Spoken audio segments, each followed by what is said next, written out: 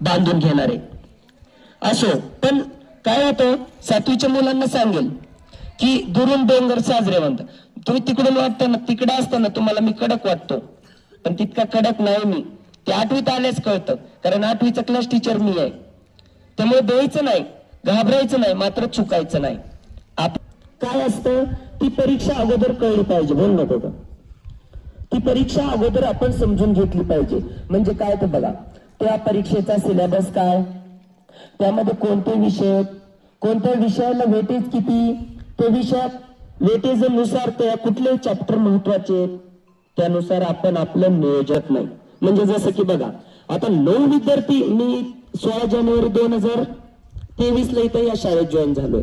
आधी तर टेम्पररी 1.5 वर्ष गेलं, आता हे 1.5 वर्ष होत आलं परमनंटचं. मी आल्यापासून काय करतोय, स्पर्धा परीक्षा, जगात किती स्पर्धा चालू आहे, त्या स्पर्धेत जर आपण टिकलो तर आपलं भविष्य होईल. नाही तेवढं शिकायचं म्हणून शिकायचं, 10वीला मार्क मिळवले, कॉपीड मिळवले, त्याला काय कोण विचारत नाही. मग इकडे डायरेक्ट MA-BEd झालेला पण असतो एखादा विद्यार्थी, त्याला वर्गात शिकव म्हणलं, 4 विद्यार्थ्याला शिकव म्हणलं तर शिकवता येत नाही. That is not practical knowledge. म्हणून माझी तळमळ असते, म्हणून मी तुम्हाला रागावतो, बोलतो, पण सगळं तुमच्यासाठी एवढं कायम लक्षात ठेवायचं, सिलेबस समजून घ्यायचा, नियोजनानुसार करायचं. उदाहरणार्थ NMMच्या परीक्षेचं बोलतो. मला एक सांगा बरं, सरकारला म्हणजे भारत सरकारला बरं का, एका विद्यार्थ्याला NMMS परीक्षेत